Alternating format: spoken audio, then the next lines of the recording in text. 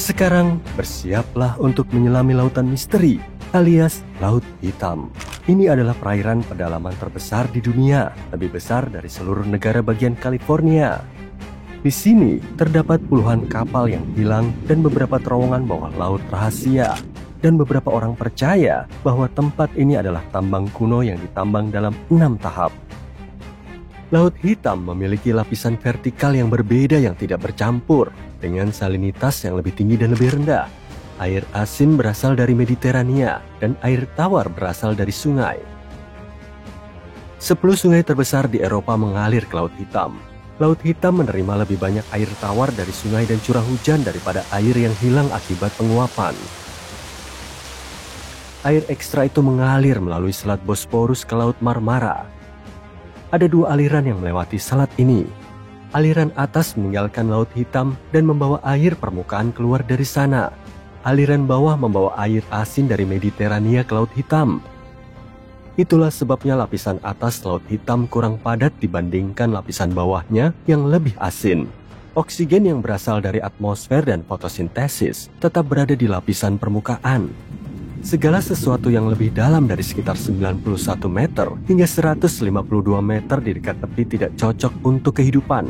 Hanya bakteri tertentu yang dapat bertahan hidup dalam kondisi ini. Meskipun tidak ada udara di kedalaman Laut Hitam, lapisan atas merupakan rumah bagi sekitar 750 spesies fitoplankton.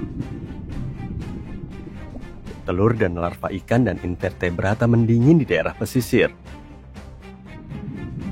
Ada juga 180 spesies ikan di Laut Hitam, dan beberapa di antaranya berharga, seperti makarel kuda, dogfish berduri, dan sprat. Ketinggian air di Laut Hitam selalu sama karena tidak ada air pasang atau surut. Jadi lautnya selalu tenang, sunyi, dan tentram di permukaan. Namun, ada satu hal yang mengejutkan, sungai bawah laut. Ini adalah arus air asin yang mengalir melalui Selat Bosporus dan di sepanjang dasar laut. Penemuan luar biasa ini dibuat oleh para ilmuwan dari University of Leeds dan diumumkan pada tahun 2010. Ini adalah sungai bawah laut pertama yang pernah ditemukan. Sungai ini terbentuk karena air asin dari Laut Mediterania mengalir melalui Selat Bosporus ke Laut Hitam yang airnya tidak terlalu asin. Zona tanpa udara di laut adalah ruang konversi yang ideal untuk semua yang tersembunyi di dasarnya. Laut Hitam bagaikan harta karun bagi bangkai kapal, dan kita menemukannya secara tidak sengaja. Beberapa arkeolog maritim sedang mempelajari permukaan laut untuk melihat seberapa cepat permukaan air naik setelah zaman es terakhir. Dan mereka menemukan lebih dari 40 bangkai kapal yang sebelumnya tidak diketahui sebagai bonus.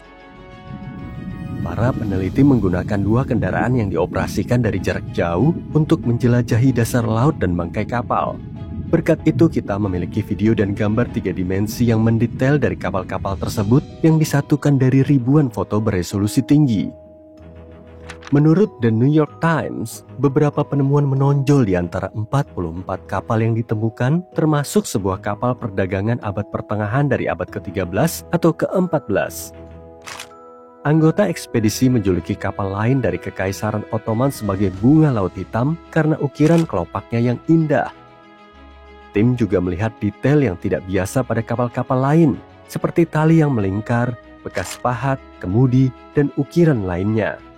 Sejauh ini, mereka belum mengumumkan rencana untuk menggali bangkai kapal tersebut. Namun, kapal-kapal itu mungkin dipenuhi dengan harta karun bersejarah seperti buku, perkamen, dan dokumen. Patut dicoba untuk menyelamatkannya.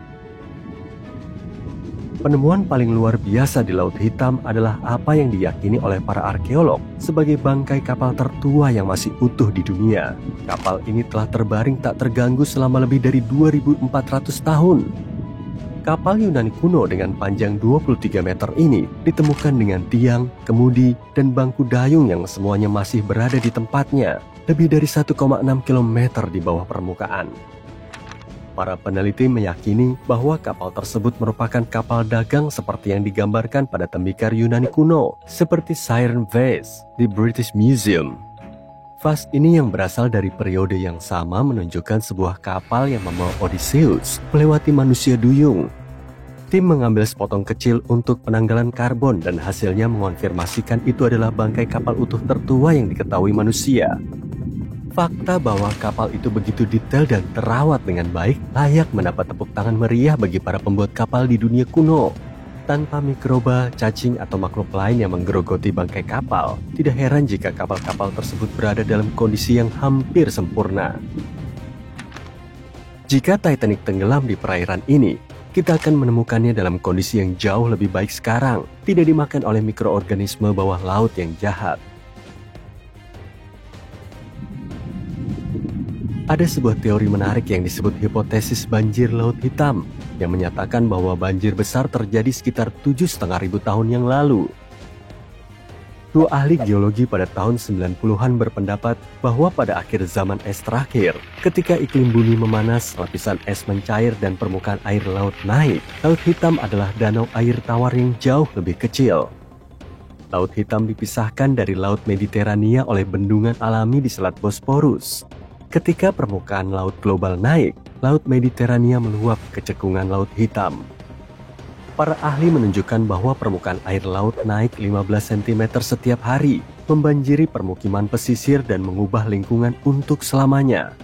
Sampel dari dasar Laut Hitam menunjukkan pergeseran mendadak dari spesies air tawar ke spesies laut sekitar waktu itu, yang berarti air asin masuk dengan signifikan.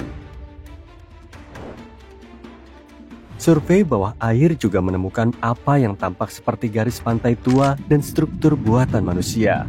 Jadi orang-orang tinggal di daerah yang sekarang terendam oleh Laut Hitam. Ditambah lagi, waktu terjadinya banjir ini sesuai dengan pola migrasi manusia ke Eropa, Asia, dan Afrika. Mereka juga mengatakan bahwa banjir ini bisa jadi merupakan banjir dahsyat dari kisah Bahtera Nuh. Para pengkritik teori banjir mengatakan bahwa buktinya tidak sesederhana kelihatannya.